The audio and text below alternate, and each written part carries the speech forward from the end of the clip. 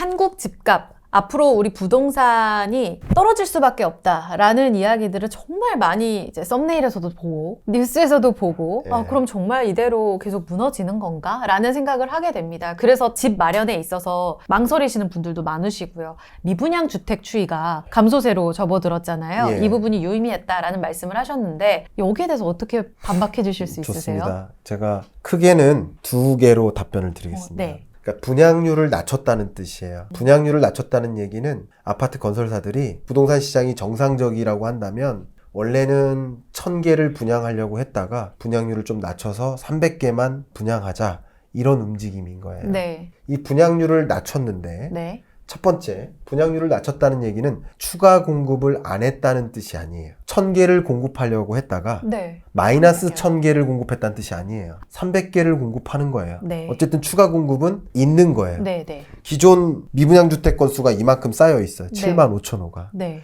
1000호를 공급하려고 했다가 이 중에 300호만 공급하는 거예요. 수요가 없다면 미분양주택이 어떻게 돼요? 더 쌓이죠. 쌓였잖아요. 네. 근데도 미분양주택 건수가 그래프 보시는 것처럼 줄어들고 있다는 얘기는 그 이상으로 수요가 발생하고 있다는 뜻인 거예요. 분양률을 줄인 것이지 마이너스 분양한 게 아니에요. 이유 여하를 떠나서 그 이상의 수요가 발동했다라는 뜻이에요. 첫 번째고요. 그리고 두 번째는요. 아파트 건설사들이 분양률을 왜 줄였을까요? 많이 분양 안 될 것 같아서. 네. 그러면 앞으로 수요가 충분히 일어나지 않는다고 했을 때 그때부터 본격적으로 분양 늘릴까요? 그렇지 않거든요. 수요가 살아나지 않는다고 한다면 분양률을 앞으로도 늘리지 않아요. 그러니까 충분히 수요가 늘어나는 것을 보면서 분양을 할 거예요. 그렇기 때문에 분양률을 줄여서 분양을 많이 안 해서 그래서 미분양 주택이 줄었다는 것은 저는 개인적으로 납득이 안 갑니다. 답변이 혹여나 안 되시면 계속 다시 물어봐 주세요. 왜냐하면 충분히 납득을 시켜드리고 싶어서. 네네. 불인이로서 네. 여쭤보고 싶은 게 그러면 원래 공급이 한 1000호였어요. 네. 그래서 공급을 그대로 1000으로 갔어요. 그랬을 경우에는 줄어드는 추이가 굉장히 미미했을 거잖아요. 네. 안 줄었을 수도 있죠. 네네. 그랬으면 가격이 안 올랐죠. 그랬으면. 중요한 얘기예요. 이유가 어떻든 간에 산 위에서는 왜 물값이 5,000원입니까? 라는 질문에 상관없이 이유가 어떻든 간에 결과적으로 결과물이. 시장에 나온 수요와 공급은 그렇게 결정된 거예요. 금리는 계속 높잖아요. 네. 그럼 그 부분이 수요를 압박할 수밖에 없잖아요. 네. 그래서 네. 집값이 떨어질 수밖에 없다라는 논리가 저는 이해가 돼요. 교수님은 어떻게 보세요? 너무 좋습니다. 고금리 상황으로 전개됐기 때문에 집값이 조정될 거라고 전망했었던 거예요. 실물 경제에서는 높은 금리가 오래 유지될수록 실물 경제에 하방 압력을 줄 수밖에 없다라고 설명드렸어요. 네, 네. 근데 재밌게도 자산 시장은 네. 그렇게 움직이지 않아요. 자산 시장에서는 결국 심리적으로 움직이기 때문에 심리적으로 이게 높은 금리냐 낮은 금리냐라는 것을 받아들일 때 우리의 심리적 기준선이 되는 그 금리가 20년, 21년이었고 그때 이 기준금리가 너무도 낮았기 때문에 네. 지금 마치 금리가 높은 것처럼 생각하실 수 있어요. 저도 지금 금리 높다고 생각해요. 그러니까 심리적으로 20년, 21년과 비교하기 기준점. 때문에. 근데 이 금리 체제가 오랫동안 유지되면 이게 새로운 체제가 된다는 거예요. 고금리가 아닌 이게 평범한 금리라고 받아들이기 시작할 거예요. 저 같은 경우도 여러분 처음 뵈면 되게 뭐 저렇게 생겼어 이렇게 생각하실 수도 있겠지만 저도 계속 보다 보면 그냥 받아들이는 거예요. 그게 새로운 기준이 되는 거예요. 아유, 이 영상 보시기 전에 네. 장동건 영상 보고 오시지 마십시오. 제가 꼭 강조합니다. 지금의 금리가 역사적으로 높은 금리가 아니라는 거죠. 20년, 21년과 비교했을 때 높은 거지 이 금리가 높은 게 아니에요. 첫 번째고 그리고 많은 대출에 의존해서 집 살 수요도 분명히 있겠지만 대출 없이 집 살 수요도 이만큼 있기 때문에 이 고금리 부담 안 돼. 이런 식으로 생각하는 수요층이 수요로 연결되는 것이지 저처럼 이 고금리가 너무 부담이 돼 라고 느끼시는 이런 수요층은 잠재적 수요층은 주택 매수를 못하는 거죠. 지금의 시장 국면이 그런 모습인 거예요. 금리가 여전히 높다고 하지만 제가 이 그래프 좀 제시해 드리겠습니다. 네. 단기 코픽스 추이를 보시면 22년 10월 11월이 단기 코픽스의 정점이에요. 네. 이게 금리의 레벨, 시중금리를 결정짓기 때문에 네. 이때가 제일 높았던 거예요. 시기 말하면. 근데 그 이후에는 다소 떨어져서 그때의 정점으로 다시 되지 않습니다. 그러니까 우리의 기준이 생각보다 시중금리가 그렇게 높지 않아라고 생각할 수도 있겠지만 시중금리 자체가 역시 정점 찍고 떨어지는 경향도 있을 거예요. 이런 것들도 여러분 감안하시면 여전히 고금리인데 어떻게 집을 사요? 그렇게 생각하시는 분도 계시지만 그건 시장을 읽는 방법이 아니다. 시장을 읽는 것은 나의 상황을 보는 것이 아니고 나의 집을 보는 게 아니라 전체를 보는 것이다. 내가 아닌 고금리 상황이 아니라고 생각하는 분 혹은 고금리 상황에도 집을 살 수 있다고 생각하는 이런 자산가들, 이들이 시장을 움직이는 것이고 이런 분들의 입장을 생각하지 않으면 시장의 변화를 놓치게 되는 거죠. 그래서 그런 상황 때문에 고금리 상황에도 그게 고금리가 아니라고 느낄 수 있을 겁니다. 그러면 이걸 보시면서 누군가는 정말 이 높은 금리가 괜찮을 수 있겠네. 네. 나도 조금 무리해서 내 집 마련해볼까? 하시는 분들도 계실 수 있고요. 네. 이 금리를 어떻게 활용해야 될지에 대한 고민을 하시는 분들도 분명히 계실 거거든요. 이 고금리 상황에서 유의할 점 어떤 것들이 있을까요? 일단 이 높은 금리가 부담이 되고 그리고 내가 목표로 하는 그 집이 있다 그러면 너무 많은 부채를 짊어지고 그 집을 살아야 된다 하시는 분이라고 한다면 추천드리고 싶지는 않습니다. 무리하지 말자. 무리하는 것은 그 어떤 경우에도 저는 추천드리지 네, 않습니다. 부채라는 면에서 고금리인 건 맞아요. 여러분이 생각하시기에. 네. 고금리라고 생각하는 사람이 있고 생각하지 않는 분이 계시다. 생각하지 않는 분이 수요로 연결될 텐데 고금리라고 생각하시는 분이라고 한다면 그리고 이 막대한 10억의 대출을 어떻게 받아? 라고 만약에 생각을 하시는 분이라고 한다면 그렇게 무리하게 내 집 마련을 시도할 시점은 또 아닐 수 있다고 생각합니다. 그리고 앞서 말씀드렸듯이 매매 가격이 반등한 건 사실이고요. 반등한 이 기조가 유지될 거라고 저는 생각을 하는데 강한 대세 상승이 오지는 않을 거예요. 그럴 거라고 또 저는 가정하고 있기 때문에 무리하게까지 대출받아서 투자하실 필요는 없다. 내 집 마련 그렇게 네. 하실 필요는 없다. 저는 그렇게 생각을 합니다. 무리한 수준, 네. 이 기준이 네. 내 자산의 한 어느 정도의 빚? 그런 기준이 있어요? 어느 지점까지 대출에 의존을 해야 되느냐면 40%를 절대 넘어서는 안 된다. 근데 상환 기간이나 상환 능력도 고려를 해야 돼요. 그렇죠. 지금 만약에 50대다. 향후 소득을 영위할 수 있는 능력이 없다라고 생각하신다면 DSR 채무상환 비율을 더 소극적으로 가져가셔야 돼요. 더 보수적으로요? 네. 절대 40%를 초과해서는 안 됩니다. 이건 무리한 대출이에요. 이건 영끌입니다. 20%까지는 안정군이라고 해요. 30%까지는 위험군, 그리고 위에는 고위험군 이렇게 됩니다. 안정군, 위험군, 고위험군 이렇게 되니까 여러분이 혹여나 예를 들면 이런 거죠. 20대고 30대다 한다면 소득을 영위할 수 있는 기간이 상대적으로 길잖아요. 그러면 조금은 위험하게 하실 수도 있겠죠. 현금 흐름에 따라. 그렇죠. 네네. 그래서 여러분들이 만약에 뭐 30%로 가져가실 수도 있겠죠. 근데 당장 내가 소득을 영위하지 못할 것 같아. 네. 그런다면 굉장히 더 보수적으로 안정적으로만 운용을 하셔야 되지 않을까 생각합니다. 안정, 위험, 고위험군 이것을 결정짓는 건 소득이지 금리 수준은 아닌 거예요? 금리도 거의 반영되죠. 금리에 따라서 원리금 상환액이 달라지잖아요.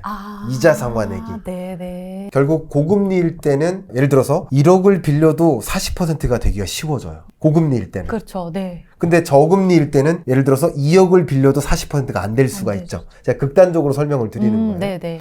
그러니까 결과적으로 이게 구매 여력입니다. 금리는 구매 여력인 거예요. 그래서 네네. 금리가 높아져 버리면 대출할 수 있는 규모가 달라져요. 네. 그러면 집을 살 수가 없는 거죠. 구매 여력이에요. 네. 금리가 구매 여력이니까 금리가 집값을 결정짓는 굉장히 중요한 변수가 되죠. 수요 축을 영향을 미치는 변수니까.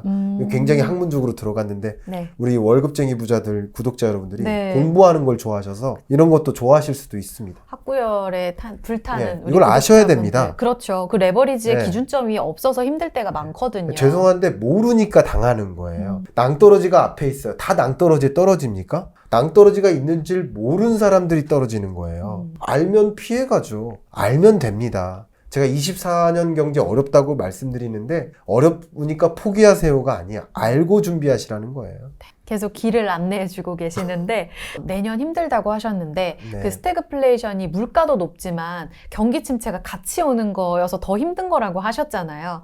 근데 수요를 결정지을 때 경기가 안 좋으면 수요가 뒷받침이 안 되지 않을까 싶거든요. 결국 부동산 가격은 떨어지겠네 이런 생각이 드는데요. 하방압력인 건 맞아요. 경기 침체가 상방압력이라고 보진 않습니다. 제가 계속 설명드렸듯이 네. 이 부동산 매매 가격이 있어요. 이걸 한번 들고 계셔보세요. 이게 매매 가격이에요. 그러면 이제 상방압력들이 있죠. 네. 하방압력도 있어요. 그쵸. 그럼 밑으로 내려보세요. 경기 침체는 하방압력이죠. 그쵸. 내려보세요. 근데 왜 올라가죠? 수요가 있나요? 제 힘이 더 세서예요. 아, 네. 상방압력이 더 크다고요. 경기 침체가 집값을 무조건 결정짓나? 나머지 요소도 같이 봐야죠. 그렇죠. 정책은 또 왜 안 보세요, 그러면? 다 같이 봐야 돼요. 총론적으로 봐야 돼요. 경기 침체만 보면 집값 떨어질 것 같죠. 하방압력인 건 맞아요. 근데 제가 누차 강조하지만 경기 침체는 경제 규모가 성장세가 수축되는 거예요. 수축되다 못해 감소한 적이 있어요. 2020년입니다. 아, 경제 위기예요. 위기 때. 네. 근데 그때 집값이 폭등했잖아요. 그럼 경제 상황만 가지고 집값이 폭등할 수 있다는 상황을 어떻게 설명할 수 있어요? 그때는 금리였잖아요. 또 한 가지, 경기 침체의 정의가 네. 경제 규모, GDP 규모가 줄어들음을 뜻하지 않아요. GDP 규모의 증가율이 경제 성장률이에요. 경제 성장률이 떨어진다는 걸 제가 강조해드렸죠. 네, 네. 이거는 기초입니다.